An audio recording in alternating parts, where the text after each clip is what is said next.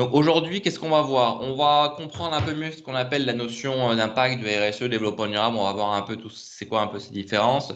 C'est quoi la définition officielle? Quels sujets concrets ça recouvre pour les entreprises? On reviendra un moment sur les labels et les référentiels qui sont associés. Souvent, vous avez du mal un peu à vous retrouver dans cet océan de labels. Et puis, on reviendra un peu sur les attentes des parties prenantes sur ce sujet et en quoi les sources d'opportunités et de croissance pour l'entreprise.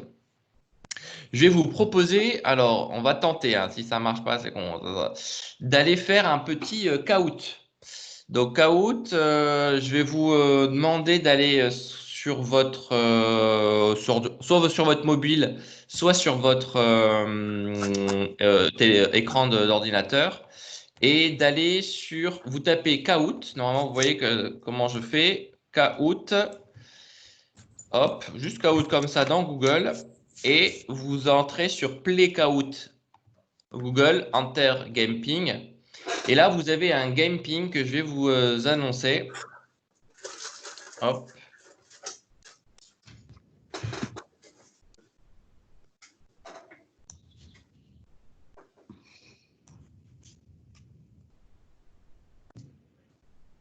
C'est celui-ci. Ah, lock this game. Normalement, c'est celui-ci que vous rentrez dans le...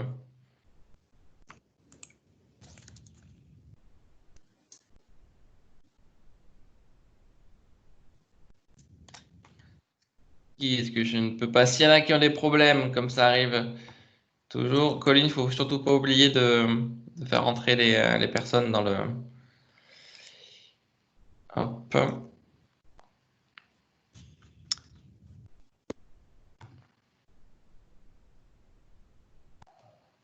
Et là, du coup, on trouve où le... Alors, game. Vous êtes 9. Est-ce que tout le monde, le 25, 76, 28, vous avez vu comment rentrer? Je pense avec l'ordi, c'est plus simple. 25, 76. Caout.it, d'accord. Je laisse encore une minute.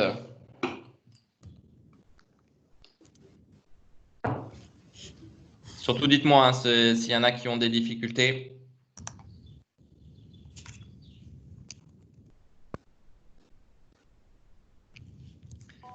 On est combien?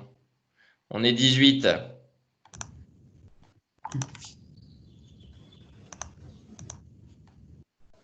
14. Vraiment, il en manque encore un peu. Ouais.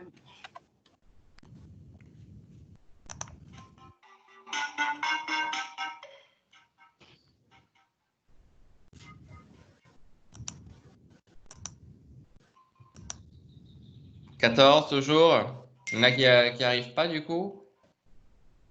Bon, on va commencer parce que sinon on va prendre du retard. L'idée de ce route, c'est qu'on va introduire de manière un peu ludique hein, pour se réveiller un certain nombre d'enjeux et de notions qui sont liés à nos sujets d'aujourd'hui.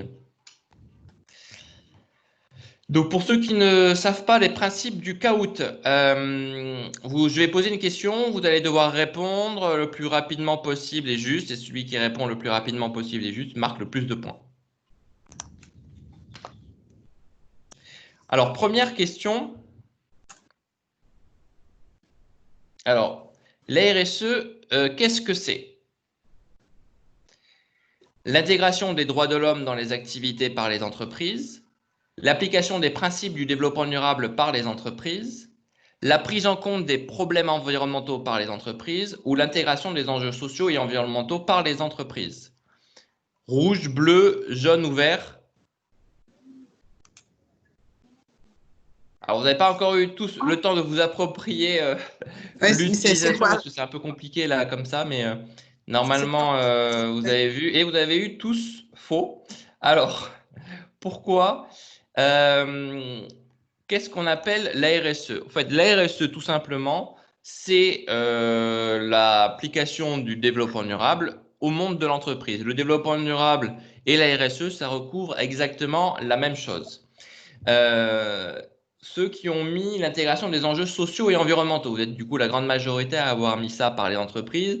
Ce qui vous manque dans cette définition-là, c'est la notion de sociétal, la partie territoire, la partie utilité.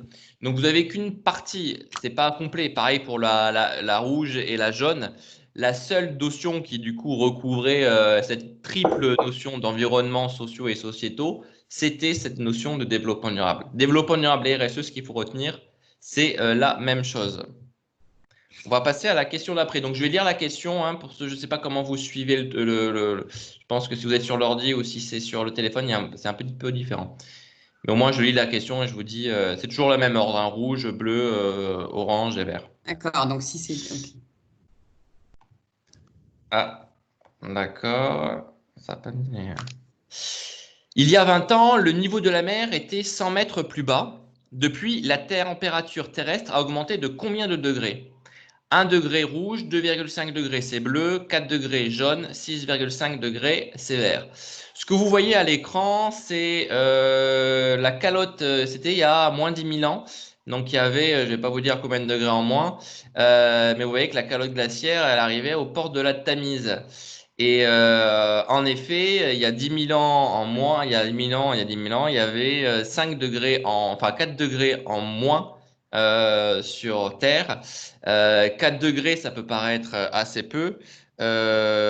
Et pourtant, vous voyez les conséquences assez fortes qu'il y a eu sur le climat, notamment de notre région en Europe. La calotte glaciaire qui arrive au port de Londres, la Manche qui n'existait pas, qui était un fleuve, des kilomètres de glace à Grenoble, la banquise à Marseille, où on retrouvait dans des grottes qui sont aujourd'hui inondées, des peintures préhistoriques du coup de nos ancêtres qui peignaient des pingouins. Donc il y avait des pingouins qui se baladaient sur le port de Marseille.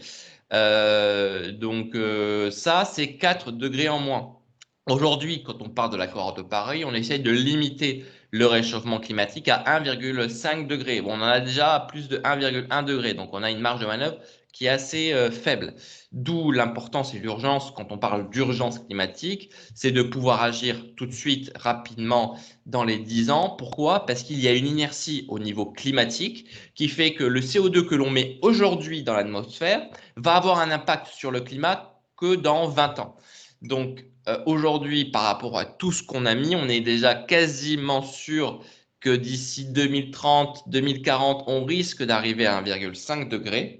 C'est pourquoi qu'il faut éviter d'augmenter un maximum nos émissions de CO2 et donc les réduire de manière très drastique d'ici 2040 pour éviter qu'en 2050, on se retrouve avec 3 ou 4 degrés en plus, qui serait juste un monde difficilement viable pour nos sociétés. Bon, j'ai pas mis en mode challenge. Ah si, ça a marché. Donc Nadège, bravo à Nadège. Préleux et Emmanuel qui complètent le podium. Troisième question. Combien d'arbres faudrait-il planter pour limiter le réchauffement climatique justement à ces 1,5 degrés? Donc 100 millions rouges, 80 milliards bleus, 8 milliards jaunes, 1000 milliards verts. Combien d'arbres faudrait-il planter dans le monde pour limiter le réchauffement climatique à 1,5 degrés?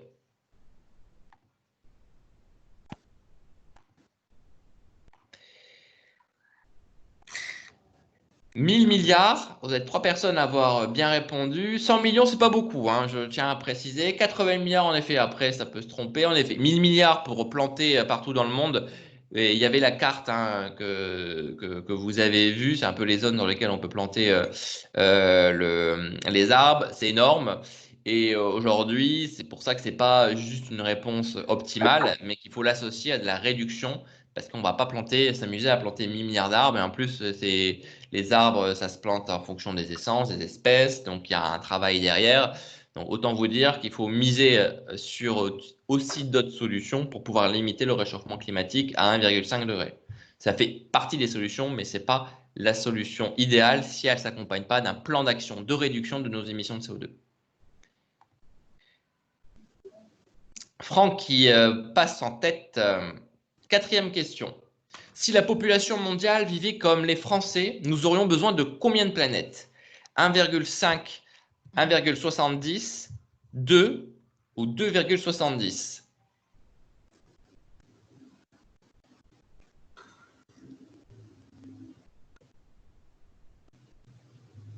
Il reste 2 secondes. Vous n'avez pas tous répondu. 2,70 planètes si on vivait comme la Terre. Là, on va aborder un enjeu qu'on appelle la consommation de ressources, qu'on appelle aussi le jour du dépassement, qui est en France aux alentours de mai, du 10 mai, où à partir du 11, ce que l'on consomme, c'est des ressources que la Terre ne sait pas renouveler et donc qu'on vit à crédit et donc à réserve, et qu'on vit donc à crédit. Donc c'est un sujet, c'est de se dire comment, dans nos modèles de développement, on arrive à passer d'un modèle linéaire d'économie linéaire où en gros on conçoit, on produit, on utilise et on jette à un modèle circulaire, on en reviendra, où on évite au maximum de faire en sorte que on produise des déchets, que tout soit réutilisé. Ça pourrait nous faire baisser l'empreinte terre d'un Français. Aujourd'hui, avec le Covid cette année, ce qui s'est passé, c'est qu'on a réussi à réduire de, je crois, près d'un mois notre jour du dépassement au niveau mondial. Donc, au niveau mondial, on était plutôt aux alentours de fin juillet et là, on va passer plutôt aux alentours de fin août. Bon, il faudrait arriver à avoir un jour du dépassement au 31 décembre pour pouvoir faire en sorte que notre système de développement soit durable, c'est-à-dire qu'elle consomme ce que la Terre peut renouveler dans l'année. Toujours Franck en tête. 5e question. En 30 ans, combien d'insectes ont disparu des zones protégées d'Allemagne? 45% rouge, 60% bleu, 75% jaune, 90% vert. En 30 ans, combien d'insectes ont disparu des zones protégées d'Allemagne? Donc là, on aborde un enjeu qui est aussi assez fort, hein, c'est la 6e grande extinction de masse des espèces. Bravo, ça c'est un chiffre qui a été un peu plus connu. En effet, c'est dramatique, hein, 75% des insectes en Allemagne, c'est les mêmes chiffres en Europe. C'est des modèles c'est des études qui sont faites, hein, où ils piègent au fait des insectes dans des parcelles depuis des années. Et qu'est-ce qu'ils constatent un peu partout? Que ben, la masse d'insectes piégés dans ces parcelles diminuait de 75%. On n'est pas sur du qualitatif, on est sur du quantitatif, on parle de masse d'insectes. Ça, c'est dramatique parce que ça enchaîne du coup notamment les oiseaux, hein, qui ont aussi disparu de nos campagnes. Et donc, on verra un peu les causes aussi de cette disparition et les actions que vous pouvez aussi mettre en place pour réussir à endiguer cette disparition, parce que qu'on soit n'importe où en ville, en zone périurbaine, en zone agricole, il y a des actions qui sont possibles au niveau des entreprises pour limiter l'effondrement des espèces. Ce qu'il faut voir aussi, hein, sur cet enjeu de biodiversité, c'est que le rythme aujourd'hui de disparition, hein, il est 100 à 1000 fois supérieur à un rythme normal d'extinction. Et ce rythme-là, il est même supérieur, selon les scientifiques, à ce qui aurait pu être perçu lors de la dernière grande extinction qui a vu quand même disparaître les dinosaures entre autres, mais surtout 90% de la vie sur Terre. Et ce qu'il faut aussi avoir en tête, c'est quand on parle d'extinction de masse, quand on parle notamment de la dernière grande extinction des dinosaures, ça s'est pas fait en un claquement de doigts, hein, et souvent on a l'impression qu'il y a la météorite qui est arrivée, qui a tout écrasé, et puis en 2 secondes c'était fini. Non, ça s'est fait sur des milliers d'années, cette extinction. Et nous, on est en train de vivre une extinction qui se fait sur des décennies. Donc on voit bien l'ère dans laquelle on est rentré, l'ère de l'Anthropocène, où l'homme a un impact très fort sur les écosystèmes. Et si on a un impact très fort, on a aussi un impact qu'on pourrait réduire. Donc, c'est qu'à nous, on a toutes les cartes en main aussi pour faire en sorte que cette crise de biodiversité s'estompe. Nadège qui reprend la tête. En combien d'années un sac plastique se décompose-t-il? 100 ans rouge, 400 bleu, 200 ans jaune, 600 ans vert.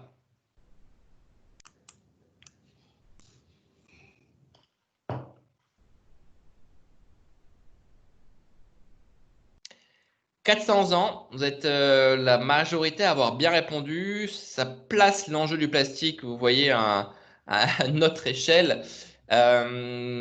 Sortir du plastique, c'est essentiel aujourd'hui quand on voit qu'il y en a partout. On en retrouve dans l'eau. Vous avez vu, je ne sais pas, cette étude qui a été publiée qui a été republié d'ailleurs il y a la semaine dernière, je crois, qui montre qu'en France, un Français moyen consomme à peu près une carte bleue de plastique par semaine. On la retrouve dans l'eau à travers à travers enfin, les micro nanoparticules de plastique, dans l'alimentation, dans l'air que l'on respire. C'est vraiment quelque chose qui est devenu prégnant dans notre environnement et sur lequel il faut à tout prix réduire notre utilisation. Moi, je conseille notamment pour ceux qui le souhaitent. J'ai installé d'ailleurs il n'y a pas si longtemps un petit robinet, un filtre à charbon que j'installe sur le robinet pour quand je veux boire de la tisane, du café, de l'eau et qui va filtrer vraiment ces molécules de plastique et tous les produits toxiques qu'il y a dans l'eau du robinet, hein. Vous avez vu l'étude qui est sortie il y a 2 semaines qui montre que dans l'eau du robinet, on retrouve énormément de produits phytosanitaires, de produits médicamenteux, euh, notamment des pesticides qui sont interdits depuis 20 ans, mais le temps que ça rentre dans les nappes, dans les rivières, ben, et que ça arrive jusqu'à le robinet, ben, ça peut prendre 20 ans. Donc, je vous conseille ce petit plus d'instruments, ça coûte pas cher. C'est 30 euros et le fil doit être changé tous les 6 mois et ça purifie vraiment bien l'eau. Je l'ai fait installer moi à mes parents. J'étais à Toulouse là ce week-end. Mes parents sont dans une région assez agricole où l'eau est très chlorée, on le sentait. Et depuis qu'on a installé ce filtre, ils peuvent reboire l'eau du robinet sans devoir mettre la carafe dans le frigo pour atténuer le goût du chlore. Nadège et Anne-Aurélie et Emmanuel dans le trio de tête. Alors, qui émet le plus de CO2 par an? L'informatique, le Mexique, les lampes à pétrole ou l'aviation civile? L'informatique rouge, le Mexique bleu, les lampes à pétrole jaune et l'aviation civile vert.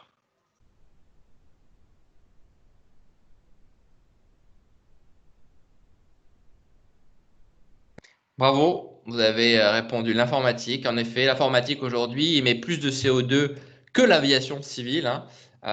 Souvent, on a l'impression que voilà, prendre l'avion, c'est dramatique pour l'humanité. Ça l'est au niveau individuel parce que c'est clairement ça qui vous plombe votre bilan carbone.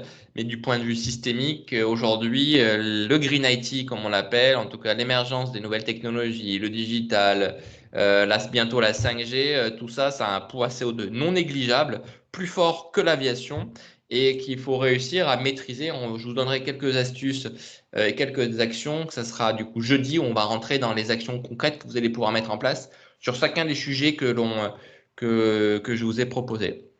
Anne-Aurélie qui fait une croissance rapide et qui prend la tête. 8e question. Aujourd'hui, les PME sont responsables de combien de pourcentage des gaz à effet de serre en France? 3, 8, 10 ou 14%? 3% rouge, 8% bleu, 10% jaune et 14% vert.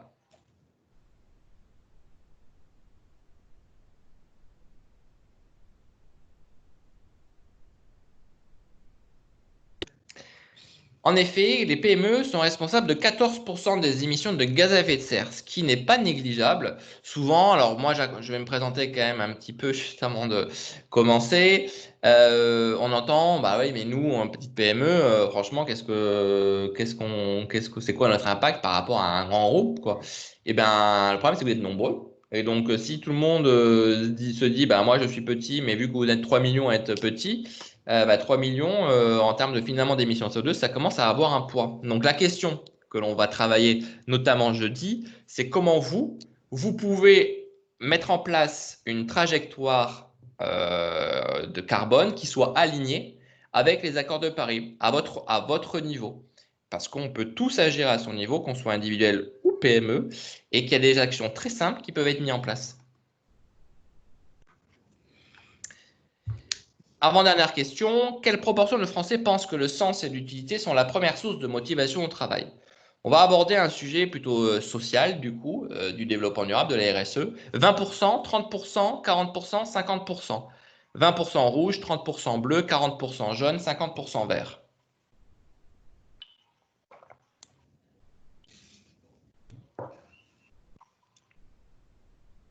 Je crois qu'il y a des personnes qui n'arrivent pas à se connecter. C'est pas grave. 30% en effet. Bon, souvent en effet on répond plus hein, parce qu'on se dit bah, si la boîte des questions c'est beaucoup. 30% c'est quand même la première source de motivation. Il y a derrière, il y a d'autres choses, hein. Il y a bien sûr la rémunération qui pour certains sont encore un premier levier. Et on est sur l'ensemble des Français. Si on regarde les populations qui arrivent, bon, la génération Y est déjà bien là et la génération Z qui est en train d'arriver, cette proportion est bien plus grande. D'où l'intérêt quand on est une entreprise, qu'on souhaite recruter, c'est de bien comprendre les aspirations des nouvelles générations pour savoir ce qui les motive. Ça ne sera pas forcément uniquement la rémunération, mais ce que vous allez lui offrir en termes de développement des compétences, en termes de management, en termes de bien-être, en termes de sens au travail, de partage. Ces notions, on va un peu en parler aujourd'hui, mais on va surtout en parler jeudi qui sont les fondements d'une politique développement durable réussie et pérenne. C'est très serré, hein, parce que vous êtes quasiment 5 à pouvoir gagner. Dernière question. La RSE procure un gain de performance en moyenne de combien de pourcentage? 3%, 9%, 13%, 19%. 3% rouge, 9% bleu, 13% jaune, 19% vert.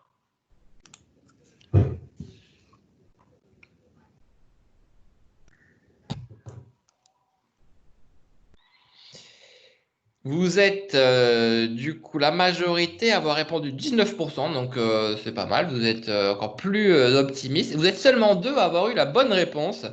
13% en effet. 13% c'est la performance moyenne que la RSE peut procurer à une entreprise qui a, on va dire, structuré sa démarche. La différence de performance que l'on constate, c'est aujourd'hui, toutes les entreprises font de la RSE un peu comme M. Jourdain sans le savoir. Il y a plein de pratiques qui sont mises en place dans l'entreprise. La difficulté qu'ont les entreprises, c'est de donner une cohérence à tout ça, un fil rouge, de structurer tout ça autour d'engagements, d'indicateurs, d'objectifs, de faire vivre et de faire savoir la démarche en interne et en externe pour que l'action qui sont mises en place soit bien perçue aussi par les parties prenantes et puisse procurer ce gain de performance. On verra comment il est décomposé. Et donc, en effet, le gain de performance aujourd'hui, il est de 13%. C'est une étude de France Stratégie qui a été publiée en 2018 qui fait une comparaison entre de nombreuses entreprises. Pour arriver à ce chiffre, je vous invite d'ailleurs, pour ceux qui sont intéressés, à aller regarder cette étude. Donc aujourd'hui, nos gagnants sont en troisième position Val, bravo Val, en deuxième position Anne-Aurélie, et le grand gagnant de ce petit quiz de mise en bouche, c'est Julia. Bravo. Bravo à vous. Hop. Voilà, pour la petite entrée. Oui, vous aurez bien sûr à la fois la présentation et vous aurez aussi du coup l'audio qui sera diffusé à tout le monde. On commence du coup cette matinée par la définition de RSE. Et avant ça, moi, je vais quand même me présenter rapidement. Donc, moi, je m'appelle Timothée Elkiel. Je travaille dans une entreprise qui s'appelle Greenflex, qui a été créée en 2009 et qui accompagne les entreprises dans leur transition écologique, sociale et sociétale, aussi les organisations et les territoires. Et on a plusieurs métiers pour faire ça. Un métier de conseil en stratégie auquel moi j'appartiens. Donc là, l'idée, c'est de pouvoir développer des stratégies pour les entreprises sur différents enjeux, RSE, biodiversité, carbone, économie circulaire, substances dans les produits, sur les emballages, sur tout ce que vous voulez. Et puis la spécificité qu'on a chez nous, c'est on va aussi jusqu'à la mise en œuvre. Donc on n'est pas que sur le conseil en stratégie, on travaille aussi dans le conseil opérationnel pour réduire concrètement les factures énergétiques des usines, des supermarchés, des bâtiments, développer des plans de mobilité, du bilan carbone, accompagner dans l'élaboration de nouveaux produits, de créer de nouvelles filières agricoles, enfin vraiment tout un pan de secteur. Et puis on a deux autres métiers pour accélérer et rendre possible ce changement dans les organisations. C'est le financement, c'est un vrai sujet pour vous. On fait de la gestion active, notamment tout ce qui est actif énergétique. On va vous accompagner pour faire financer les actifs qui ont un pouvoir énergétique chez vous pour les réduire. Et pour les plus grosses entreprises, on a des plateformes digitales pour faciliter l'information, que ce soit entre les clients et les fournisseurs sur la RSE, que ce soit sur du carbone multisite, sur le pilotage d'usines, sur les indicateurs extra-financiers, sur le multisite, etc., ou l'affichage environnemental, par exemple, dans les produits. C'est la FNAC, quand vous allez acheter un produit sur la FNAC, sur le site du e-commerce, vous avez une note environnementale. Ça, ce sont des notes que nous, on génère et qui permettent d'orienter le consommateur dans des choix de consommation plus responsables. Qui sont les partenaires bancaires sur le financement? On travaille avec quasiment toutes les banques en France. Nous, on n'est pas bien sûr un institut bancaire et on travaille voilà, avec vraiment toutes les grandes banques françaises sur cette partie financement. Donc, revenons maintenant sur le sujet d'aujourd'hui. Je rappelle parce que je pense qu'il y a des personnes qui n'avaient pas forcément compris que les deux modules étaient absolument complémentaires. On va rester aujourd'hui sur cette première partie, sur une partie généraliste. On va rentrer dans le concret lors du deuxième module pour que vous voyez comment normalement cette matinée, je la fais d'un trait de 9h à 12h30 en physique. Donc là, pour les questions, à cause du Covid, on a décidé de la maintenir, mais de la distancier en deux modules. Mais je vous invite vraiment à rester et à ceux qui peuvent venir au second module et ceux qui, si vous voulez, des gens qui devaient venir dans le 2, qui viennent dans 1, parce que sinon, vous allez être un peu frustrés. Je tiens à vous le dire. Donc aujourd'hui, on a une définition de la RSE, une définition officielle qui absolument pas, on va dire, opérationnelle. Quand on est une PME, c'est-à-dire qu'on lit ça, on ne sait pas plus de ce qui se passe. L'intégration volontaire des préoccupations sociales et écologiques des entreprises à leur activité commerciale et leurs relations avec les parties prenantes. Donc, en gros, être socialement responsable signifie non seulement satisfaire pleinement aux obligations juridiques applicables, c'est-à-dire que l'RSE va au-delà des obligations réglementaires. Donc, c'est pour ça qu'aujourd'hui, je vais en parler juste un petit peu. Mais l'idée, c'est quand on fait de la RSE, c'est pas qu'on est conforme à la réglementation. Ça, c'est pas qu'on est RSE. On est juste conforme, mais on n'est pas un truand, quoi. Mais aussi aller au-delà et investir davantage dans le capital humain, l'environnement et les relations avec les parties prenantes. Donc, vous retrouvez nos 3 sphères qu'on retrouve dans le développement durable. C'est pour ça que je vous disais, RSE développement durable, c'est la même chose.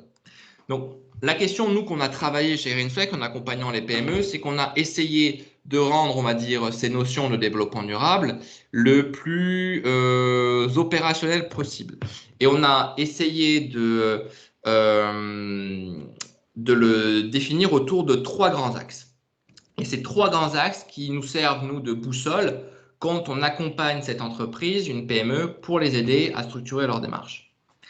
Donc moi, d'abord, ce qu'il faut avoir en tête, c'est que la RSE doit être perçue comme une véritable stratégie de l'entreprise qui est connectée à l'entreprise. On viendra jeudi sur cette notion d'engagement et de comment ça vient nourrir la stratégie. Mais il ne faut surtout pas percevoir la RSE comme quelque chose qu'on fait à côté. Parce que comme tout, nous, quand on fait quelque chose à côté, quand on s'en occupe, on en a le temps. Et quand on s'en occupe pendant le temps, on n'a jamais le temps. Du coup, on s'en occupe pas. Et du coup, finalement, on va perdre du temps à faire quelque chose sur lequel on va jamais réussir à avancer. Donc, il faut que la stratégie RSE vienne nourrir votre stratégie d'entreprise, qu'elle soit alignée, qu'elle soit complémentaire, qu'elle vienne la booster. Et vous allez voir qu'on peut venir la booster de 3 grands axes. Premier axe, c'est de vous permettre de continuer d'entreprendre, mais sans détruire. Sans détruire, bien sûr, l'environnement. Et pour ça, vous allez avoir que 4 grands leviers d'action pour pouvoir réussir cette mission-là. Vous allez, et ces 4 actions, enfin ces 4 leviers, il y en a qui ne seront pas pertinents pour votre activité. Premier levier, c'est développer des produits meilleurs pour la santé et l'environnement. Donc ça, c'est dans votre process de développement. Comment vous faites en sorte que ce que vous allez développer ne va pas nuire ni à l'environnement, ni à la santé des gens. Il y a énormément d'enjeux. On ne va pas du tout en revenir aujourd'hui sur ce sujet-là parce que ça concerne quand même très peu Enfin, aujourd'hui, je crois que ça concernait quasiment personne. Et c'est un sujet qui est un peu plus complexe que je ne peux pas traiter comme ça en une matinée. Donc, c'est clairement l'axe le plus dur pour pouvoir s'engager, celui-là. Vous avez 3 autres axes qui sont assez simples pour s'engager, sur lesquels on va se concentrer dans le module 2. Vous pouvez vous engager pour une économie neutre en carbone. Vous allez voir qu'il y a plein de choses possibles et qu'il y a des stratégies possibles à faire pour pouvoir être neutre en carbone. On reviendra, pareil, en jeudi, sur les étapes à faire quand vous voulez être neutre en carbone d'ici, alors pas 2100, hein, quand on parle d'une entreprise, on essaie de se projeter aux alentours de 2030. C'est de vous donner 10 ans pour transformer votre organisation vers une neutralité en carbone. Sachant qu'à l'État, l'objectif que s'est fixé l'EXA, c'est neutralité en carbone d'ici 2050. Donc ça, pour moi, c'est un axe très concret, très simple, alors simple, entre guillemets, en tout cas très concret à mettre en place quand on est une PME et sur lequel vous pouvez facilement communiquer à la fois en interne et en externe parce que c'est appréciable et c'est important. Ensuite, vous avez deux axes. Un, que souvent, vous ne savez pas trop comment faire, hein, contribuer à préserver la biodiversité. Et on verra les actions qui sont facilement mises en place. Et puis, il y a une quatrième action, levier, c'est favoriser les principes d'une économie circulaire. Donc, premier axe, j'entreprends sans détruire. J'ai 4 leviers pour le faire. Second axe, c'est comment je peux développer un projet d'entreprise qui soit motivant pour mes collaborateurs. On va traiter plutôt cette notion de social, mais social, c'est large. Moi, la notion de social, je pense quand on est une PME, quand on est une dirigeante de PME, on est confronté quotidiennement à des problématiques humaines, de salariés, d'engagement, d'implication. Et il faut que la RSE, le développement durable, puisse vous permettre de réengager vos salariés dans un projet d'entreprise. Et pour ça, vous allez avoir 2 grands leviers. Vous avez le levier le fondamental, hein, la base de tous les leviers, c'est la question du sens au travail. Sans ça, vous allez avoir du mal à construire un projet d'entreprise qui soit pérenne dans le temps, qui soit motivant pour les collaborateurs, et vous allez vous retrouver comme les grandes entreprises françaises, hein, essentiellement, où ils ont un taux de désengagement de 94% dans les entreprises. Ça, c'est pour ceux qui sont intéressés à ce genre d'études, c'est l'Institut Gallup qui met ça en place pour une centaine de pays tous les 2 ans et qui mesure le taux d'engagement des salariés dans les entreprises. En France, en moyenne, alors il y a des différences, je pense, mais ils ne le font pas eux dans l'étude entre les PME et les grands groupes, hein. Clairement, quand on est une PME, on a la chance d'avoir un taux d'engagement qui sont quand même beaucoup plus important, enfin j'espère pour vous. Mais en moyenne en France, 94% des salariés sont désengagés dans les entreprises. C'est un coût pour l'entreprise. On parle d'à peu près, en tout, on est aux alentours de 14 000 euros par an par salarié. Ce désengagement, ça coûte en France. Et sur ces 14 000 euros, vous avez 7 000 euros qui des coûts incompressibles. Et puis, vous avez 7 000 euros vraiment de ce coût-là qui peut être compressé grâce à un travail RH sur la marque employeur notamment beaucoup plus fort. Redonner du sens, ça passe par énormément de leviers possibles. Le sens, on va l'acquérir grâce à un meilleur partage dans l'entreprise. Savoir où je vais, où souhaite aller l'entreprise dans laquelle je travaille, ça a du sens. Ça me permet de projeter, comprendre à quoi je sers mon travail au quotidien, qu'est-ce que ça permet de faire. Ça, c'est important aussi. Ça permet de donner du sens. Sentir que dans l'entreprise, je développe des compétences. Quand l'entreprise dans laquelle je travaille me permet de développer des compétences, ça me donne du sens. Et ce sens, il passe en grande partie par le manager. Beaucoup, j'ai envie de dire même la totalité des entreprises qui ont des problématiques d'engagement, d'implication des salariés, il y a une source au problème, c'est que les managers, souvent en place, ne sont pas formés ou n'ont pas le temps de bien manager. Ou parfois, ils n'ont pas envie. Ils ont été placés là parce qu'il n'y a pas le choix. Et ça, c'est forcément problématique au quotidien, puisque c'est sur le manager qui est au quotidien des équipes. Même si le dirigeant veut bien faire des séminaires, par exemple, tous les ans, avec tout le monde, pour partager la stratégie, faire des groupes de travail, et si les managers, franchement, c'est des kickebilles au niveau du management, ça va être compliqué pour vous de créer cette cohésion. Le sens, c'est le sujet pour moi le plus difficile de toute la partie RSE. L'environnement, j'ai envie de dire, vous mettez un billet, et puis voilà, vous avez des voitures plus vertes, des toits plus verts, des murs plus verts, et voilà, et ça va mieux. Le social, c'est pas parce que vous avez payé vos salariés 30% de plus qui vont être plus heureux et plus impliqués, hein. Donc, il y a des notions et des actions à mettre en place qui sont différentes dans chacune des entreprises. Je ne peux pas coller un plan d'action quand je vais voir Bidule et que je vais voir une autre. Non, chaque fois, c'est des problématiques qui sont spécifiques au secteur, à l'ADN de l'entreprise, à l'historique, qui vont faire qu'il y a des actions qui vont marcher, des autres qui ne vont pas marcher.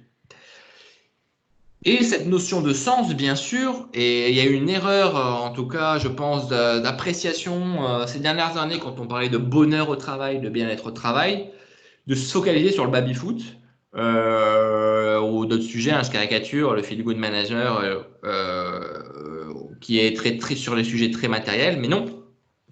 La question d'implication et de motivation ne prend son sens que si le sens au travail est réel et si les conditions de travail sont quand même plutôt bonnes. Quand je dis conditions de travail, c'est les équipements. Et ça, quand on est une PME, souvent, on néglige l'aspect matériel, informatique. Sachez que vous embauchez des jeunes qui sont nés presque avec un téléphone à la main et un ordinateur à la main. Donc, quand ils arrivent chez vous, qu'ils ont le vieux PC des années 90, bon, c'est pas terrible. Donc, l'idée, c'est pas de leur offrir le dernier truc à la mode, hein, c'est pas le problème, mais faites attention à ce que l'équipement informatique soit quand même pas trop vieux, quoi. Ça passe bien sûr par l'ergonomie des postes. Ça, voilà, que ce soit aussi les conditions lumineuses, les conditions, le bruit. C'est des choses qui sont très importantes et qui peuvent plomber un peu la motivation et l'implication des collaborateurs. Et bien sûr, ça passe par la rémunération. Et la rémunération, on en parlera un petit peu jeudi, même si c'est un vaste sujet, si c'est très compliqué. C'est pas le fixe c'est pas en augmentant le fixe que vous allez pouvoir créer de l'engagement. Il y a plein d'autres façons. Moi, je suis très partisan du variable. Il y a la question des participations, de l'intéressement, de l'actionnariat au capital quand on est une petite entreprise, qui sont des leviers très intéressants pour créer cet engagement. Et enfin, dernier sujet de travail. Quand on souhaite mettre en place une démarche à impact, une démarche développement durable, une démarche RSE, tout ça, on parle de la même chose. C'est quelle est l'utilité que mon entreprise peut avoir sur son territoire pour la société. Et donc là, vous allez avoir deux grands leviers. Un levier qui sera ce qu'on appelle la partie plutôt mécénat, que ce soit du mécénat de compétences, du mécénat financier, du don. Vous allez travailler pour des structures associatives ou qui vont venir enrichir aussi la partie territoire ou des projets que vous allez faire aussi en collaboration avec des acteurs. Et puis, à l'autre volet que vous faites plutôt assez souvent, c'est la question de la diversité, puisque en tant qu'entreprise, sans entreprise, on n'aurait pas d'emploi, et sans emploi, ça serait la merde. Donc, comment faire en sorte que dans mon terrain, dans mon vivier d'emploi, je puisse intégrer les personnes en situation de diversité, que ce soit au niveau des âges, donc recruter aussi des jeunes en alternant, en stage, pour leur permettre d'avoir un premier emploi, des personnes, des seniors qui pourraient aussi arriver dans l'entreprise, promouvoir l'égalité entre les hommes et les femmes, insérer des personnes en situation de handicap, même si je sais c'est très compliqué, des personnes éloignées de l'emploi, et bien sûr, pas faire de discrimination à l'emploi. Tout ça fait que si vous êtes un employeur, on va dire, entre guillemets, responsable et que vous intégrez la diversité dans votre politique de développement, vous allez avoir en plus une performance beaucoup plus forte puisque c'est quand même la diversité qui crée la richesse. On le voit dans la nature, on le voit aussi dans une équipe. Si vous avez 10 clones dans une équipe, à mon avis, elle va avoir beaucoup moins de créativité et de productivité que si vous avez 10 personnes un peu différentes. Bon, il ne faut pas qu'ils se tuent entre eux, il faut qu'ils soient compatibles. Il y a plein d'outils qui permettent de voir si dans une équipe, une personne va bien s'intégrer. Mais en tout cas, je peux vous assurer que de tout ce que j'ai vu, clairement, la diversité est souvent plutôt vue comme un atout que plutôt un frein. Bien sûr, il y a des cas où quand il y a des gens qui sont trop différents entre eux, ça fonctionne pas très bien. Mais après, ça, c'est au niveau manager aussi, de bien manager ses équipes pour faire en sorte que ça évite des problèmes. regarde, est-ce qu'il y a des questions parce que j'ai vu? Non. On continue. Alors, s'il n'y a pas de questions, je regarde juste, hop. Ah non, ça c'est moi qui lève la main. Donc on continue. Maintenant, je vous ai montré, en tout cas, nous, la façon dont on traite la partie développement durable dans une organisation. Maintenant, il existe un référentiel qui est international, qui s'appelle l'ISO 26000. Certains ont dû déjà en entendre parler. C'est pas une norme, c'est-à-dire qu'il n'y a pas, vous lisez pas l'ISO 26000, vous lisez le truc et vous vous dites, ben tiens, pour être RSE et pour avoir les normes, il faut que je fasse ça, ça, ça, ça, ça et ça. Non, ça n'existe pas. Il y a, la RSE, c'est très spécifique à l'entreprise. Mais ils ont quand même sorti un référentiel qui vous permet de vous guider, en tout cas, sur c'est quoi les grands enjeux quand on parle de RSE. Ces questions relatives aux consommateurs, l'environnement, la gouvernance, la communauté, développement local, excusez-moi. Donc ça donne des guides, des guidelines, mais ça vous dit pas exactement quoi faire. Mais ça peut être pas mal déjà pour un peu s'orienter et s'inspirer. Il se trouve en plus qu'il y a un certain nombre d'organismes qui se sont appuyés sur ce référentiel pour vous proposer un processus de labellisation, pour faire reconnaître votre démarche, comme quoi votre démarche, elle est RSE, développement durable. Vous avez pour les PME le label Lucie 26000. C'est un label d'engagement sur 3 ans et qui vous permet de progresser et de rentrer dans une communauté de PME engagées. Il y a un auditeur qui vient chez vous valider un référentiel et qui vous permet d'octroyer ou non le label. Vous avez après des labels un peu moins, on va dire, comment on appelle ça, qui vont aller un peu moins loin. Il y a le label engagé RSE, notamment de la FNOR, où là, ils ne vont pas vous demander de vous engager ou de vous faire un plan d'action, hein, comme le label Lucie, mais il va juste regarder par rapport au référentiel si vous êtes engagé RSE bronze, silver ou gold, quoi. Et puis, vous aurez à avoir le tampon et vous pourrez le mettre sur votre site internet. PME+, c'est pour les entreprises plutôt de l'agroalimentaire qui sont distribuées au niveau de la grande surface. Envol, c'est sur l'environnement. Et puis, vous avez le petit dernier. Alors, je dis le petit dernier parce qu'il est arrivé en France il n'y a pas longtemps. C'est le label Bicorp. Alors, je pense que certains d'entre vous ont déjà dû entendre parler du label Bicorp. Est-ce qu'il y a des gens qui ont des questions sur ce label? Non? Alors, le label Bicorp, déjà, est-ce qu'il y a des gens parmi vous qui ont déjà fait des processus de labellisation, que ce soit Lucie, engagé RSE, PME+, ou Bicorp? Non, personne?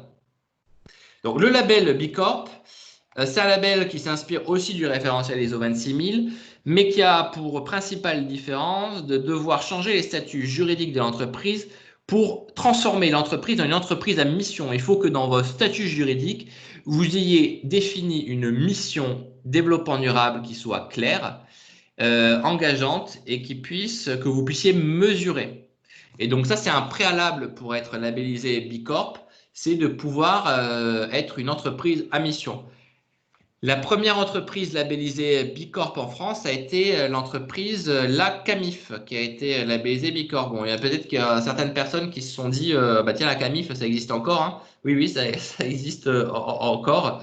Mais ça permet, voilà, ça permet en tout cas d'aller sur cette notion que l'on a entendu parler beaucoup l'année dernière avec la loi Impact, la raison d'être, l'entreprise utile. La question de Franck, très bonne question sur Bicorp, qui nous demande, j'avais lu, oui, quelle est réellement la charge de la preuve afin de garder le label et à quel point les datas sont importantes. Bon, c'est le problématique du label Bicorp. Hein. Il n'y a personne qui vient chez vous, vous regardez en disant, bah tiens, est-ce que vous avez mis dans la plateforme, parce que bien sûr tout est digital, c'est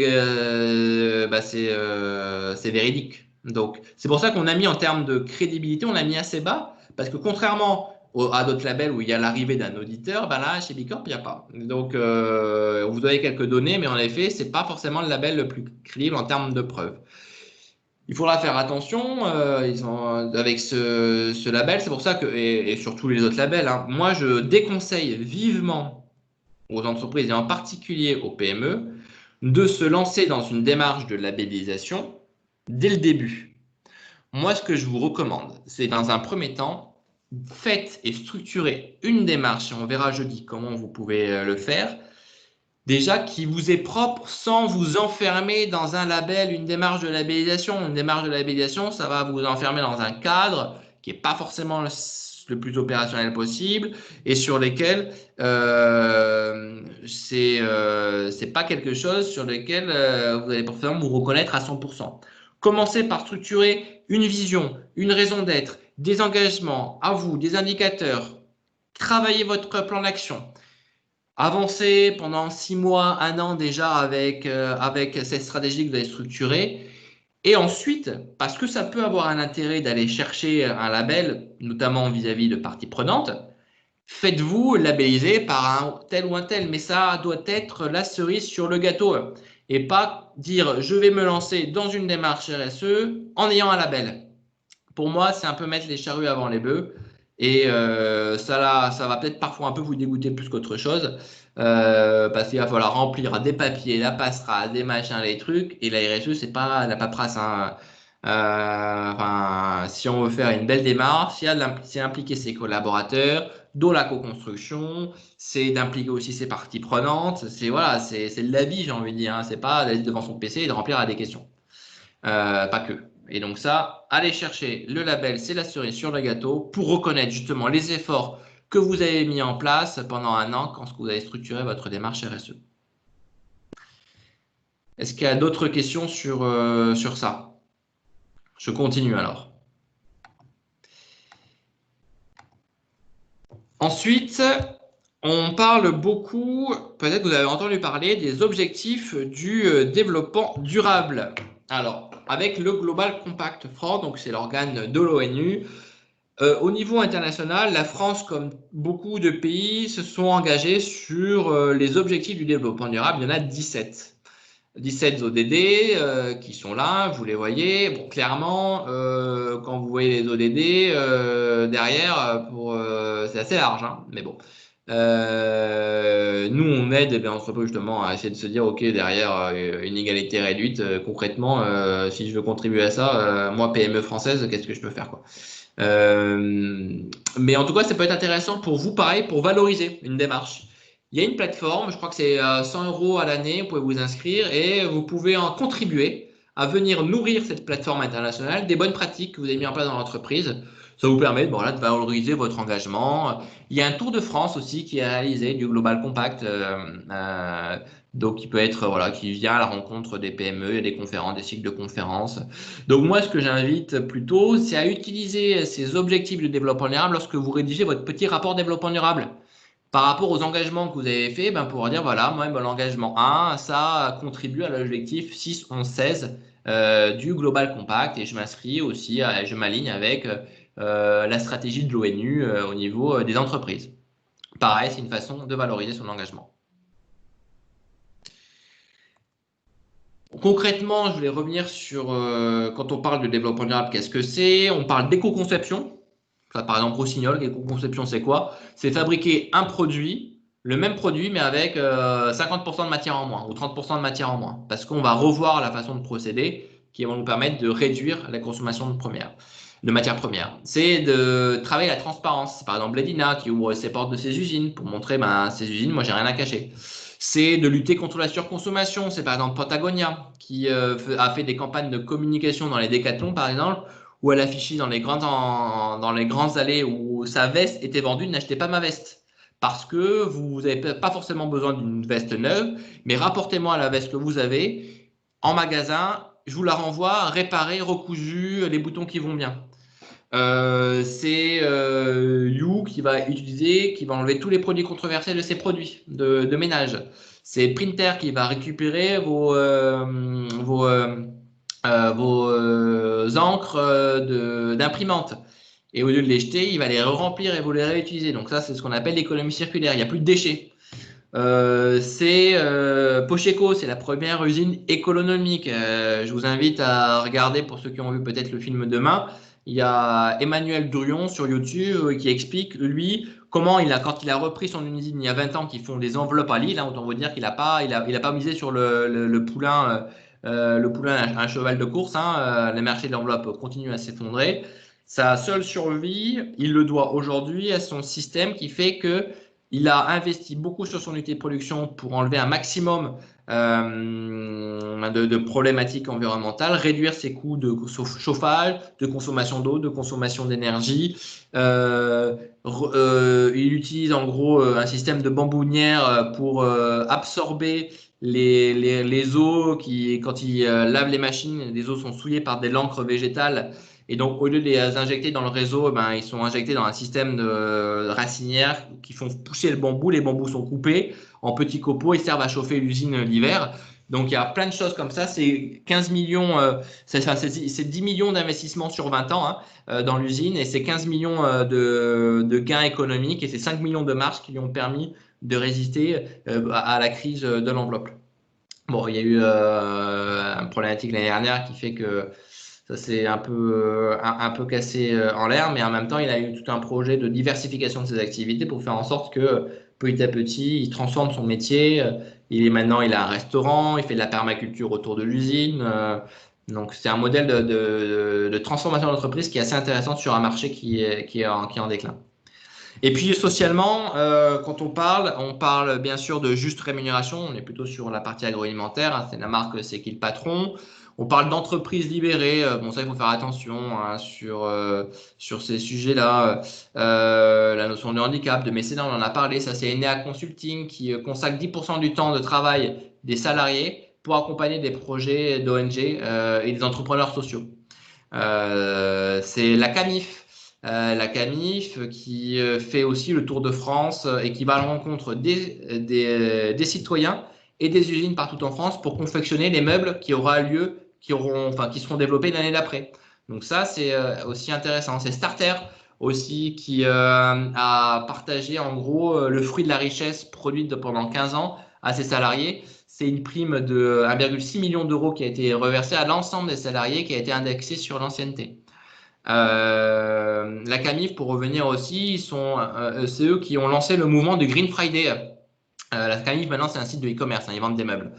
Et ils se sont dit, nous, en tant qu'entreprise à mission, leur mission, c'est de changer le monde de l'intérieur. Donc, à travers l'achat d'équipements, faire en sorte que ils favorisent les circuits courts, l'emploi local, l'emploi de personnes en situation de handicap. Et donc, à travers votre achat, vous puissiez contribuer à transformer les territoires. Ils ont dit, on peut pas, il faut qu'on lutte contre la surconsommation. Et donc, ils ont lancé quoi? Le vendredi noir en novembre, le premier, je crois que c'était il y a 2 ans ou 3 ans, ils ont complètement fermé leur site de e-commerce. Donc, c'est 3% de leur chiffre d'affaires qui faisaient ce jour-là, qui ont dit, et dont le fondateur a dit, non, tant pis. Les salariés, du coup, qui n'avaient rien à faire ce jour-là, ont été envoyés dans plusieurs associations du coin pour travailler, faire du mécénat de compétences dans des associations et d'aider ces associations-là. Bon, c'est en ligne avec leur mission, c'est en ligne avec leur stratégie, et puis c'est surtout un bon coup marketing parce que qu'est-ce qui s'est passé? Lorsque la CAMIF a fait ça, les médias ont relayé l'initiative et beaucoup de personnes qui pensaient que la CAMIF était morte, n'existait plus, ont redécouvert une entreprise, un plus une entreprise avec des vraies valeurs et ça leur a fait gagner quand même quelques clients qui contrebalançaient le perte de chiffre d'affaires lié à la fermeture du site de l'e-commerce. Donc, on peut faire le bien tout en faisant aussi, en ayant une dimension économique qui est là. Bon, ça c'est un petit reportage que je vous invite à regarder, que vous enverrez dans la présentation. Là, on n'a pas le temps aujourd'hui, qui parle de bonheur au travail, qui parle de plusieurs initiatives d'entreprises qui, dans des PME, ont réussi à changer les règles du jeu pour créer plus de sens, notamment. Et plus de sens contribue aussi au bonheur. Donc là, c'était la partie un petit peu généraliste sur le développement durable, les champs que ça recouvre. Donc je pense que là, vous y voyez plus clair. Si ce n'est pas clair, n'hésitez pas à m'en parler encore, s'il y a encore des notions. J'essaie de regarder ici aussi en même temps si vous avez des questions. On va avoir maintenant, aujourd'hui, de toute façon, pourquoi le développement durable à RSE d'impact, c'est aujourd'hui quelque chose qui est fondamental pour toutes les entreprises. Donc là, je ne dis pas ça juste parce que c'est mon boulot, hein. Je dis ça parce que je pense que j'en suis convaincu. Moi, je suis arrivé chez Greenflex en 2012. Donc ça fait quand même 8 ans que je travaille sur ces sujets-là. Et en 8 ans, clairement, même si ça va pas assez vite, hein, on a quand même on a pris une nouvelle dimension. Et j'ai envie de dire, parce que c'est bien de se le dire aussi, la France, hein, clairement, fait partie des très bons élèves au niveau mondial, hein, surtout sur les entreprises. Je pense, alors, ça pour regarder le verre à moitié vide et le verre à moitié plein, mais on a les entreprises parmi les plus responsables qui existent aujourd'hui, hein. On le voit aussi sur des études que font EcoVadis, qui est une plateforme d'évaluation RSE et qui sert notamment de plateforme de relation entre le donneur d'ordre et les clients, hein. Certains d'entre vous ont peut-être déjà réalisé une notation chez EcoVadis, donc ils sont présents sur une centaine de pays et ils font une étude tous les 2 ans. Et la France, on est arrivé en tête, hein, des entreprises qui avaient les meilleures notes. Et c'est PME, grands groupes, hein, c'est vraiment toutes les entreprises. Et moi, je le vois bien, hein, autant on parle souvent de la Suède, de l'Allemagne au niveau citoyen, où ils sont beaucoup plus avancés que nous sur l'habitat participatif, sur le renouvelable pour la Suède, sur parfois les circuits courts aussi sur la consigne, mais de manière globale et structurée, on s'en sert beaucoup, on s'en sort beaucoup, enfin on s'en sort bien la France au niveau de ses entreprises, donc continuer dans la voie. Aujourd'hui, de toute façon, tous les signaux font que on vous pousse à aller vers là, que vous le vouliez ou non. Donc c'est comme tout, hein. Quand on y va sous la contrainte, franchement, ça fait mal, hein. Quand on y va avec envie, ça fait plaisir. Donc moi, mon sujet, c'est de vous dire, il n'y a aucune raison aujourd'hui de ne pas y aller de manière beaucoup plus forte à structurer vraiment une démarche à impact dans vos organisations. Parce que si vous ne le faites pas, on va vous pousser. Et puis, ce que je vois et ce que j'ai peur avec le Covid, c'est qu'on ait une économie, on va dire, à 2 vitesses et des entreprises à 2 vitesses. Ceux, et ça je le remarque déjà, qui étaient déjà dans la course ou dans la voie du développement durable, ceux-là, la crise leur a renforcé leur envie d'y aller.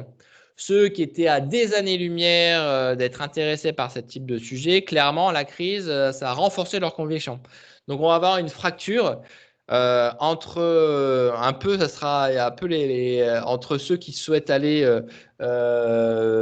ceux qui peuvent le faire et qui ont déjà la sensibilité pour le faire, et ceux qui ne l'ont pas, ça va créer un monde. Et malheureusement, ceux qui ne prennent pas le chemin du développement durable, ils vont être les premiers pénalisés parce que le développement durable, ça permet de réduire les coûts, ça permet de mieux engager les salariés dans l'entreprise, ça permet de mieux valoriser son entreprise. Quand vous voulez céder votre entreprise, quand vous voulez faire une levée de fonds, et donc déjà que le marché n'est pas terrible, alors si en plus il y a des entreprises qui ne font rien, eh ben, bonjour pour attirer les talents, hein. Donc, allez-y. Clairement, de toute façon, on a parlé des lois. Aujourd'hui, les lois, il y a des lois partout, de plus en plus de lois qui obligent l'entreprise à aller plus loin sur ces sujets-là. Je prends juste l'exemple du climat, 1200 lois en 2018 qui réglementaient les politiques climatiques au niveau du monde. Il n'y en avait que 80 en 20 ans. Et ça, je vous ai mis quelques notions, hein, sur le devoir de vigilance, sur l'orientation sur la loi sur la mobilité, hein. Ça, c'est intéressant parce que aujourd'hui, en tant qu'employeur, vous avez la possibilité de faciliter la mobilité douce de vos salariés, de leur déplacement domicile-travail, qui, quand on est une PME, c'est une grande part de vos émissions de CO2. Donc, incitez vos salariés à réduire leurs émissions, surtout dans votre territoire, hein. On est dans le territoire de Boulogne, hein, et autour. Donc, il y a de fortes chances que les salariés vivent à moins de 5 km. Et aujourd'hui, les inciter à prendre le vélo, le covoiturage, tout ça, vous pouvez en plus les inciter financièrement sans charge à travers le chèque pas déjeuner, le nouveau chèque mobilité qui permet de faire financer les salariés qui utilisent le covoiturage, la trottinette, le vélo, etc., etc. Et on me dit, oui, ça passe par le télétravail, bien sûr. Et là, clairement, autant il y a quelques mois, quand je faisais cette matinée ou quand je fais des formations, le télétravail, ça a tiqué. Aujourd'hui, je pense que, on voit que c'est possible. C'est pas facile pour tout le monde. Le télétravail 100%, c'est quand même dur, mais on peut voir que même à 3 jours par semaine, on peut réussir à continuer à avoir une organisation performante, voire même plus, avec 3 jours de télétravail par semaine. Bon, bien sûr, c'est pas pour tout le monde, hein. Il y a des secteurs, c'est pas possible, mais c'est pas parce que c'est pas possible pour une partie de vos salariés que du coup il faut l'interdire pour tout le monde. J'ai travaillé pour beaucoup de PME dans l'agroalimentaire notamment. Ils ne voulaient pas mettre en place le télétravail parce que les gens sur l'usine, eux, ils ne peuvent pas se mettre en télétravail et que déjà, ils ont des conditions pénibles. Donc, du coup, si en plus, les cadres qui sont dans leur siège tranquilles, et en plus, eux, ils ont le télétravail, ça crée un écart entre les gens qui peuvent et les gens qui ne peuvent pas. Mais tout ça, ça s'explique, ça se prépare, ça s'accompagne. Il y a d'autres choses qui sont possible de mettre en place au niveau des salariés qui ne puissent pas être télétravailler. En tout cas, regardez vraiment ce qui se passe au niveau de la mobilité, de la loi d'orientation sur la mobilité. On vous a mis quelques liens. Il y a vraiment beaucoup de choses possibles à mettre en place au niveau des entreprises. Je vous parle vite fait de la fiscalité carbone parce que ça, on n'y comprend plus rien, on ne sait pas d'où on va et même moi, je ne sais plus trop parce qu'avec tout ce qui se passe et tout ce qui s'est passé, notamment avec les jeunes, on ne sait plus trop où on est l'État sur ça. Sachez que l'augmentation du prix du carbone, elle est inscrite dans la loi. Alors,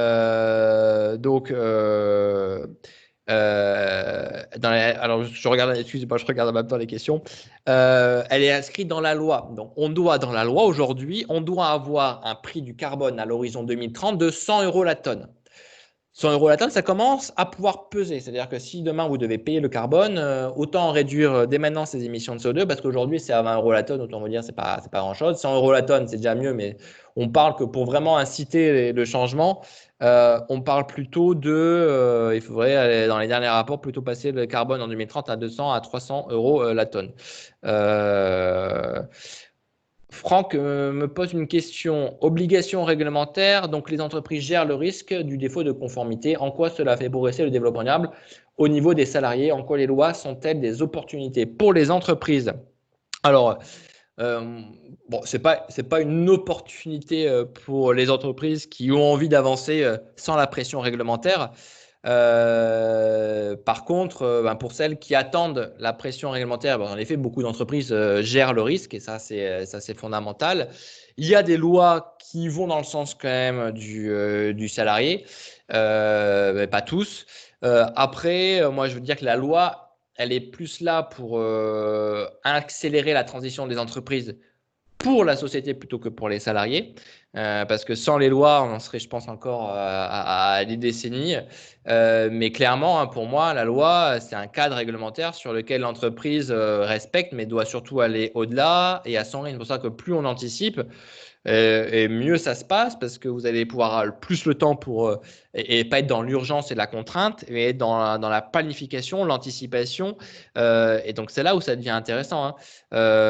Moi, ce que je vois, c'est que malheureusement aujourd'hui, pour qu'un sujet soit vraiment pris en compte par une grande majorité des entreprises, on attend qu'il y ait la réglementation qui tombe. Et je le vois même quand on a une loi qui est votée, les entreprises vont attendre que le décret soit appliqué pour pouvoir se lancer. Bon, ils ont perdu quelques mois, alors que quand on prépare, on peut faire les choses de manière beaucoup plus, déjà beaucoup plus souple et de manière beaucoup plus intelligente, hein, parce que c'est vrai que répondre maintenant aux obligations, c'est pas ce qui est le plus intéressant, je pense que et c'est, je pense que même ce qui est le plus chiant quand on a un dirigeant d'entreprise. Donc la RSE doit venir justement. Nous, quand on travaille la RSE, bien sûr, on s'appuie sur la réglementation, mais on va beaucoup plus loin et on va essayer de travailler sur les sujets qui vous intéressent et qui certains vont vous donner de l'avance, hein, sur la réglementation parce que là, c'est quand même ça prend du temps quand même. Mais c'est surtout cette philosophie-là, je pense qu'il faut avoir en tête, quoi. Bon, là, la loi sur handicap et la loi Pacte, bon, c'est des sujets que vous. Bon, la loi handicap par rapport aux salariés, voilà, bien sûr, s'il n'y avait pas cette loi qui oblige les salariés à embaucher ou à travailler avec des structures en situation de handicap, il y aurait beaucoup moins d'entreprises qui, entre guillemets, s'embêteraient à recruter des personnes en situation de handicap ou travailler avec des ESAT pour faciliter le travail de ces personnes-là. Je passe parce que je vois qu'il est 10h48. Je vais vous montrer aussi juste que souvent dans les obligations, les seuils des réglementaires baissent année après année. Là, je vous parle d'une réglementation sur les déchets de papier de bureau. Je vous en parle parce que vous êtes tous concernés. Normalement, la loi oblige les entreprises aujourd'hui de plus de 20 salariés à faire du 5 flux. Et donc, dans le 5 flux, il y a un flux dédié sur le papier, pas le carton. Le carton, c'est un autre flux. C'est du papier séparé. Alors là, vous allez me dire, mais qu'est-ce qui nous emmerde à trier le papier et le carton de manière séparée?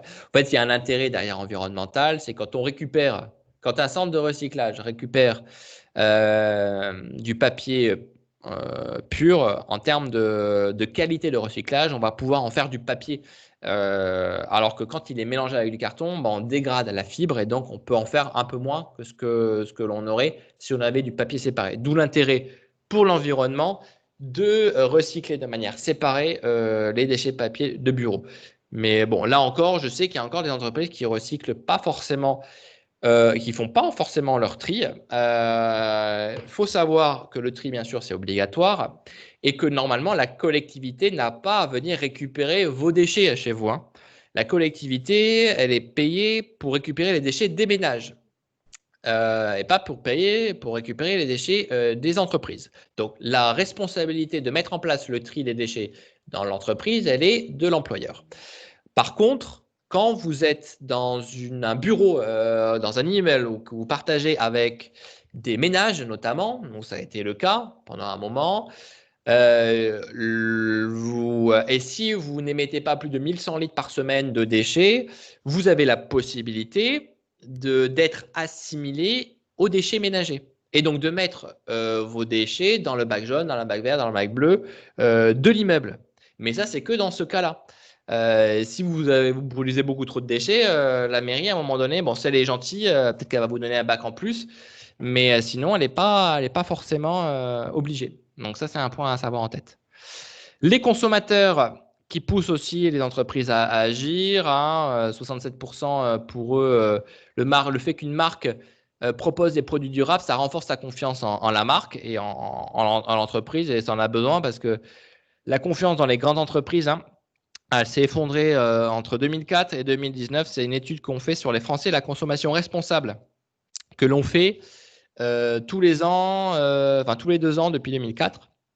Enfin, des fois, on le fait tous les ans. Donc, c'est une étude qui est disponible, qui est faite avec l'ADEME, qui est faite avec le ministère du Développement durable et qui est fait aujourd'hui avec un institut de sondage, je ne me rappelle plus lequel, et qui montre que vous voyez, il y a une dégradation dans la confiance dans les grandes entreprises. Sachez que les PME, vous restez aux alentours de 80%. On a une marque de confiance assez stable. Ça, c'est typiquement français. C'est quand c'est petit, c'est joli, et quand c'est gros, c'est pas beau en gros. Donc, mais alors qu'il y a certaines entreprises de petite taille, c'est pas forcément très glorieux, mais au moins bénéficier de ce capital confiance pour pouvoir agir et vous développer et prendre des parts de marché, notamment aux grandes entreprises.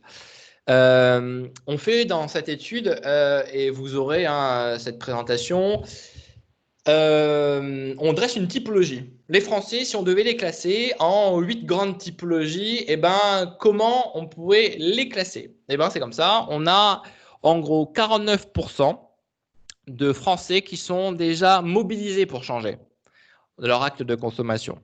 On a 3 grandes typologies, les premiums, les authentiques et les pro-activistes. On a des gens, les instructions, les appels, qui sont 8%, qui sont à cheval entre la mobilisation, mais c'est pas non plus ils sont quand même dans une action de consommation. C'est plutôt d'ailleurs des gens qui sont jeunes. Et puis vous avez 19% qui sont plutôt sceptiques. C'est en rejet, ils sont en contre le développement durable, vous commencez, ça m'emmerde, ah là là, de toute façon, il faut bien mourir de quelque chose, dans 30 ans, je serai mort et la science va nous sauver, quoi. Et donc, vous avez deux catégories, hein, les agacés et les sceptiques, qui représentent 20% de la population. Donc ça, vous en avez dans vos salariés, vous en avez chez vos clients. La bonne nouvelle, c'est que ça représente que 20%. Donc, vous avez quand même 80% de gens, dont plus de 50% qui sont déjà hyper engagés. Puis, vous avez 24% que vous pouvez réussir à transformer. Je vais vous les authentiques. Hein. Alors, les proactivistes dans la mobilisation, hein, c'est alors eux, c'est je me rappelle plus. On n'a pas les chiffres, c'est dommage. Bon, c'est plutôt les militants qui signent les pétitions. Les premiums, eux, ils sont, on va dire, on va les appeler les bobos pour caricaturer. Hein. Et puis les authentiques, eux, ils sont dans une démarche de consommation locale. Donc c'est la majorité hein, du groupe. Hein. Consommer responsable, c'est avant tout privilégier le local. Les insouciants, eux, ils agissent un petit peu, mais eux, ils pensent que de toute façon, ça va, il n'y a pas besoin d'agir beaucoup plus, parce qu'avec les technologies vont nous sauver, quoi. Donc, bon, pourquoi pas, hein, moi, j'ai pas vraiment d'avis sur ça, hein, je sais pas ce qui va se passer, mais bon, ce que je vois aujourd'hui, c'est que les technologies ont du bon et du mauvais, donc il faut faire attention quand même à tout mettre en les mains de la science. Je pense qu'il y a des choses très simples, on n'a pas besoin d'attendre l'innovation qui va résoudre la fin dans le monde ou le climat pour pouvoir déjà agir à son échelle. Et puis les agacés et les sceptiques, hein, je vous parlais, donc ils sont en rejet, ils en ont marre, pour eux c'est une mode. Sur les produits durables, ils ne trouvent pas que ça soit plus efficace ou que ça soit un meilleur roue. Enfin, voilà. Donc ça, c'est intéressant pour vous essayer de regarder dans votre entreprise combien vous auriez de population et sur qui vous pouvez vous appuyer lorsque vous allez construire votre stratégie. Et ce qu'on voit avec la crise, c'est qu'on voit au fait une fracture. Hein, je vous parlais, on le voyait. Moi, je le vois dans les entreprises, on le voit au niveau des citoyens. Et on le voit du coup au niveau des consommateurs. Ceux qui étaient engagés, donc les premiums, les authentiques et les proactivistes, vont être de plus engagés. Ceux qui étaient agacés et sceptiques sont de plus en plus agacés et sceptiques. Le insécurisé, lui, il a des problèmes d'argent, donc il va être beaucoup moins enclin à dépenser un peu plus pour le développement durable. Et puis, il y a les éco-confiants qui, eux, vont se dire, bon, au fait, je suis plus si confiant que ça, en fait. Hein, donc, je vais peut-être me bouger un peu parce que là, je vois qu'au fait, le monde est assez fragile et qu'il suffit qu'il y ait un virus de quelques nanogrammes, enfin nanomillimètres pour mettre le monde à l'arrêt. Donc, quand on me parle de crise écologique, d'effondrement, bon, je vais peut-être me pousser un peu à agir. Donc, vous voyez un peu comment le monde est. Peut-être que vous vous retrouvez un peu dans ce discours, hein, que ce soit dans les trois, mais c'est une réalité que l'on voit aujourd'hui et qui touche aussi les entreprises. Et justement, pour faire le lien avec les entreprises, quand on leur demande, alors dans tout ça, c'est quoi les attentes des entreprises hein, dans le contexte du Covid, la moitié des gens. Oh non, attends, j'ai plus le. Pourquoi j'ai pas le. Je sais plus. Alors, j'arrive pas à voir la légende. Je sais plus le bleu. Ah oui, mais je suis bête, c'est là. En gros, ils se disent que la moitié des gens pensent que les entreprises doivent agir. Hein. C'est eux qui ont la responsabilité de changer. Mais quand on leur demande, et alors c'est, je sais plus la différence entre les bleus, bleu et bleu foncé. Mais quand on leur demande si les entreprises vont vraiment se transformer, là ils sont un peu moins confiants. Donc, il y a un besoin de passage à l'acte des entreprises qui sont assez importantes et qui sont attendues de la part des consommateurs. Et on parle souvent, mais oui, mais le développement durable, c'est plus cher, les consommateurs ne sont pas prêts à payer plus cher. Non, ils ne sont pas prêts à payer plus cher s'ils ne comprennent pas pourquoi ils sont prêts à payer plus cher. Ça, je suis d'accord. Hein. Moi, je suis consommateur, je suis hyper engagé. Et si je ne sais pas pourquoi je paye 30% de mon produit plus cher, je ne vais pas payer plus cher. Hein. Donc, il faut des preuves, il faut une crédibilité du produit. Et donc, c'est ça qui est plus compliqué dans les entreprises, c'est de se dire, OK, les grandes entreprises, de toute façon, c'est réglé. Hein. Au moins, c'est bien. C'est même quand ils s'engagent et qu'ils développent des produits, on ne les croit pas. Donc, les consommateurs, ils ont tellement perdu confiance qu'ils disent que c'est du greenwashing. Par contre, vous, PME, si vous vous engagez à agir et à apporter des preuves, vous allez avoir beaucoup plus de chances que les gens vous croient. Et les gens consommateurs sont prêts à payer plus cher. Alors, pas 50% plus cher, ça dépend des catégories de produits. Là, je vous ai pris juste les cosmétiques qui sont à peu près 62% à être prêt à payer un produit cosmétique plus cher s'il n'a pas de trucs dégueulasses à l'intérieur, entre 5 et 30% max. Et en fonction d'autres catégories de produits, on peut être amené à payer plus cher, mais il faut y avoir ses bénéfices. Un autre donneur d'ordre qui est important pour vous, hein, c'est souvent si vous travaillez avec des grandes entreprises, ils vont vous demander en gros de répondre à des questionnaires comme Ecovadis, comme Ecosia, comme CEDEX. C'est des gros questionnaires qui sont parfois un peu compliqués à répondre. Et quand vous prenez ça, et ça, j'ai énormément d'entreprises moi, qui m'appellent suite à avoir répondu à ce truc parce que ça a été une horreur pendant 3 mois. Ils ont répondu que de la merde, ils ne savaient pas quoi faire. Mais, et puis ils se sont dit, merde, bon là, si je commence à avoir des gros clients qui me demandent ce que je fais, j'ai bien vu que j'ai besoin d'aide. Et donc, comment faire en sorte de mieux répondre l'année d'après, parce que en plus, c'est des questionnaires qui vont répondre tous les ans, pour que ma note, que j'ai été pas terrible cette année, mais ils ont été assez laxistes, pour que l'année d'après, j'ai une meilleure note. Donc ça, c'est quelque chose que je vois quasiment dans énormément de secteurs et sur lesquels qui poussent. Là, on parlait du côté réglementaire. C'est Franck qui nous disait ça. Là, clairement, c'est pas réglementaire, mais c'est quasiment, vu que c'est des clients, et clairement, il faut mieux anticiper et faire sa démarche et structurer sa démarche avant de recevoir ce genre de questionnaire, parce que là, clairement, on n'a plus envie, après, on veut plus entendre parler du développement durable. Hein, donc, il faut essayer d'échapper à ça. Bon, la société civile qui pousse aussi, on les a vus avec des émissions comme Cash Investigation, hein. Je ne sais pas si vous avez vu cette émission sur la nitrite dans la charcuterie. Bon, moi, j'en parle parce que ça m'a choqué. Bon, je ne regarde pas tous les caches d'investigation, mais même si c'est intéressant parce qu'il y a pas mal, du coup, j'ai pas mal d'entreprises qui sont victimes des listes du C. Donc, c'est important que j'ai aussi le regard de ce qui se dit. Mais sur les nitrites, il y a eu ce reportage où Erta disait que maintenant c'est impossible de faire du jambon sans nitrite. Vous comprenez, c'est pas possible, c'est pas possible. 6 mois après, ils sortent un jambon sans nitrite après le cache investigation. Bon, qu'est-ce que vous voulez? Comment vous voulez que les gens après ils aient confiance en les marques? 4% de baisse du marché suite à l'émission cette année-là. Autre partie prenante hyper clé pour vous, hein, c'est les investisseurs. Tous les investisseurs aujourd'hui regardent quand ils accompagnent une participation, demandent c'est quoi vos critères ESG, etc. etc. ESG, c'est comme le RSE. Et de plus en plus d'entreprises essayent maintenant d'investir dans une entreprise qui est quand même une démarche un peu qui tient la route parce qu'elle sait qu'elle sera plus résiliente dans l'avenir. On les a vus avec le Covid. Une entreprise qui était pas dépendante d'achat à l'étranger n'a pas eu de problématique d'approvisionnement. Hein. Donc, il y a plein de sujets qui rentrent en compte. Et puis, le dernier partie prenante, parce que je vois qu'il est déjà 11 heures, bien sûr, c'est les jeunes. On en a parlé. 62% des jeunes ne veulent travailler que pour des entreprises qui cherchent à délivrer un impact environnemental et social positif. Donc, ça, on le voit un peu partout. Donc, ça, c'est important. Et donc, je reviens sur ce chiffre de 13%.